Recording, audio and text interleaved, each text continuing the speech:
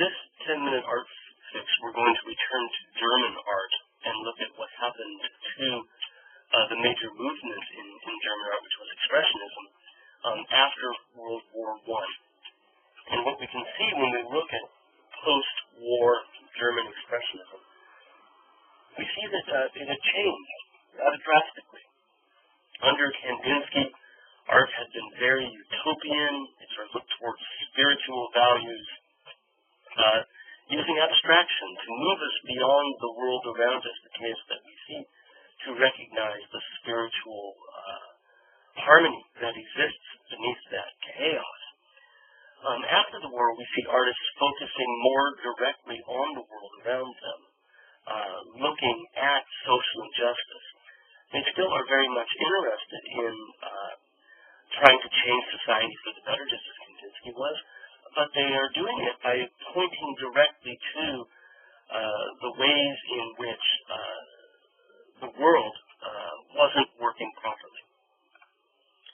In this particular case, what George Gross is looking at is a wounded war veteran in the foreground. You can see he's crippled, his leg reconstructed. He's part machine now.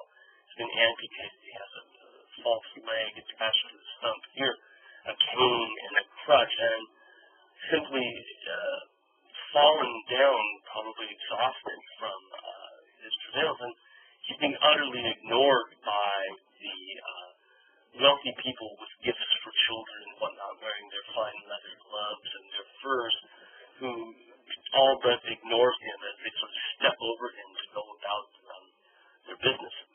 It's a very bleak vision, Gross's vision is.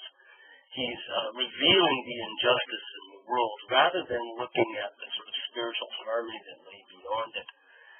This bleaker, darker vision, this focus on the world rather than abstraction, came to be known as Neue Sachlichkeit, a mouthful of German, that means new objectivity. And this was a term that was coined later, about 1925 or so, when the show of New German Expressionism opened. And at that point, the curator of that show looked back at a number of artists, like Gross, who were working in this new non-abstract vein, and said that these artists were all loyal to a positive, tangible reality. In other words, they were very much unlike the abstracted art of Kandinsky's earlier Expressionism.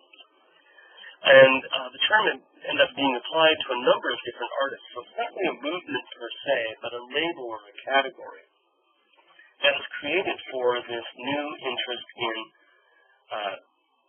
recognizable illustrations of the world around us by these German artists after the war.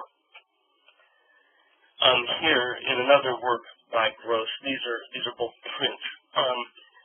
Three industrialists in the foreground, quite ugly, are counting their money, piles and piles of money, while the poor and the wounded wander the streets in the background. The industry that has given them their profits in the deep background behind them, guarded by armed soldiers, there perhaps to keep this rabble-rousers out of the picture, but who's benefiting from this industry. It certainly isn't all of Germany that seems to be Gross's message, but rather the industrialists in the foreground. This is a message, I think, that has quite modern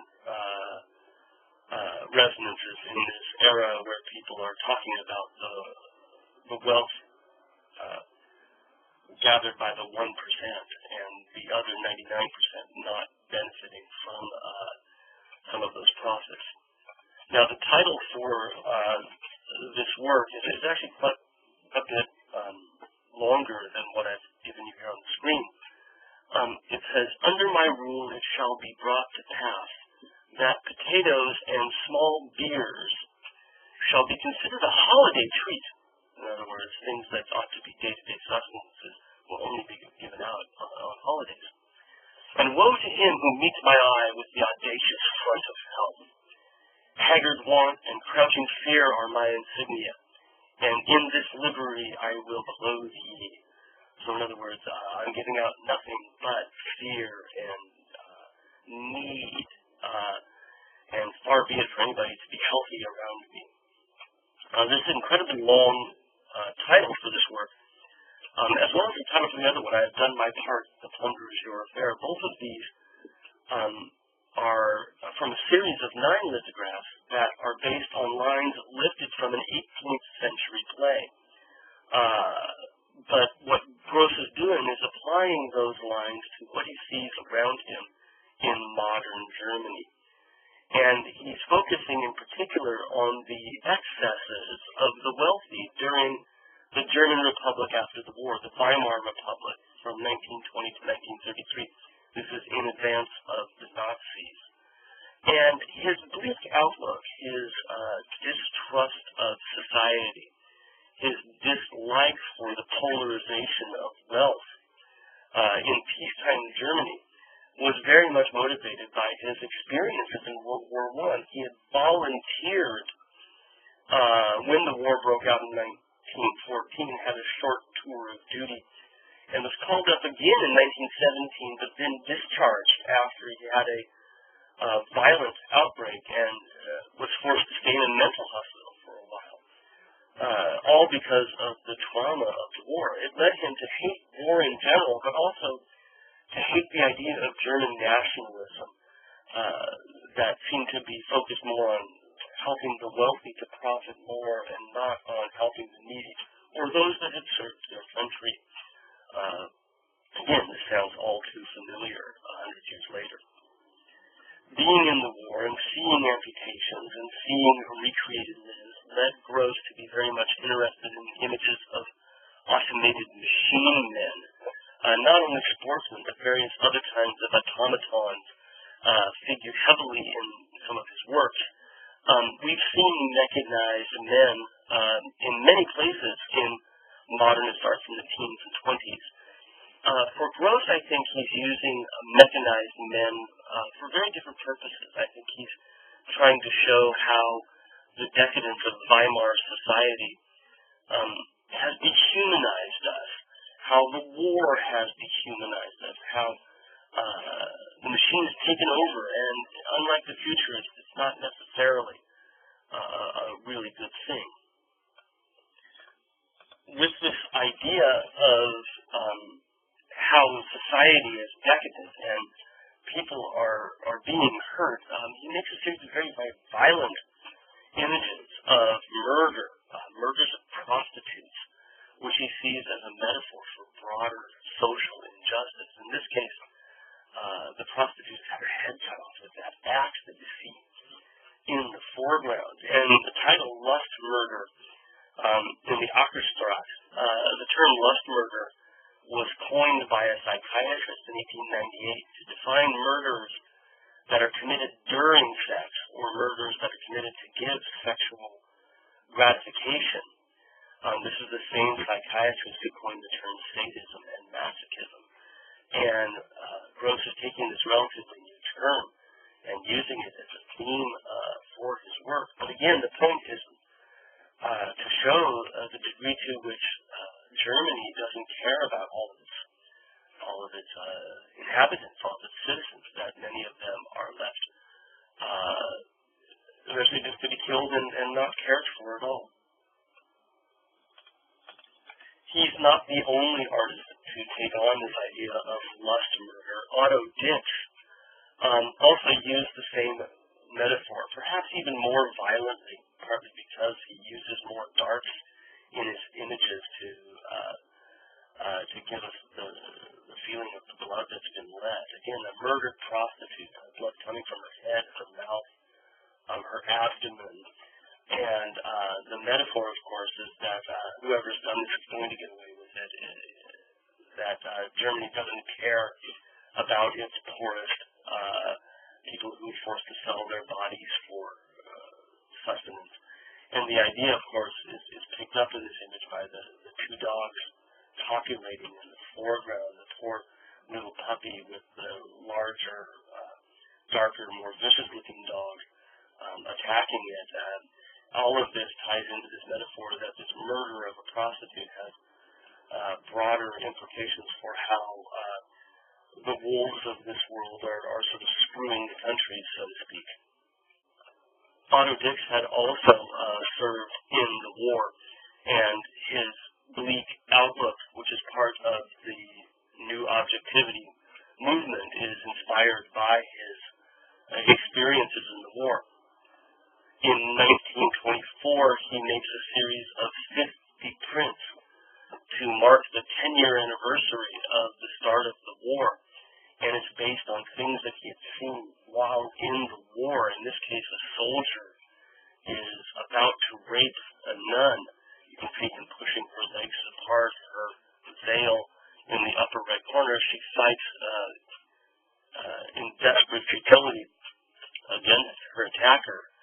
This man who is sworn to honor, to serve for the honor of his country, doing the most dishonorable of things.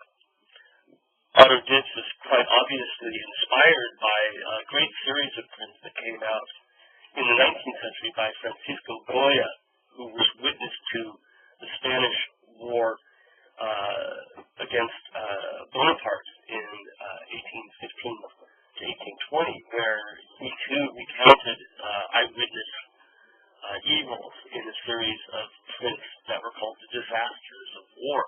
I think Dix is channeling many of these ideas 100 years later for his work to reflect his disgust at what he saw during World War I. Again, both of these images about rape.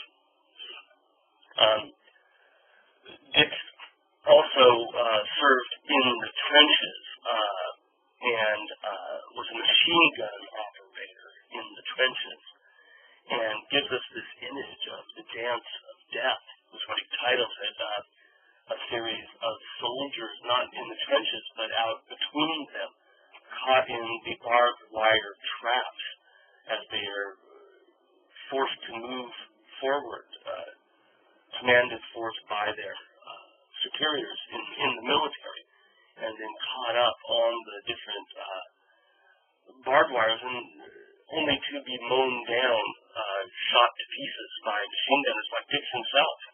This had a huge psychological impact on him. He didn't like what he had to do, and he brought this to these prints that are meant to reflect on the 10-year anniversary of the war, not to glorify it by any means, but simply to show the horrors that we can inflict upon ourselves.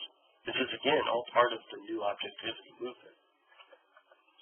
The title, The Dance of Death, comes from a series of prints from a German printmaker in the Reformation era, Hans Holbein, which shows how death comes to every man. Death in the rich man on your left, death in the queen on your right, always showing up to show them that death waits for everyone.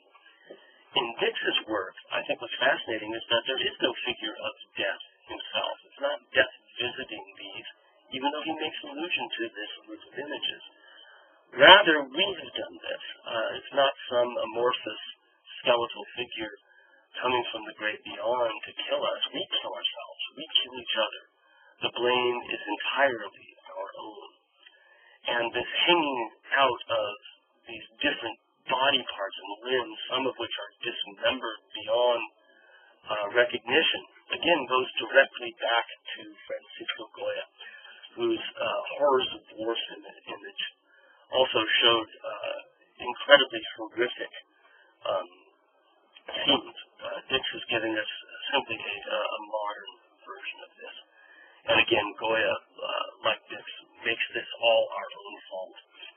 It's not providence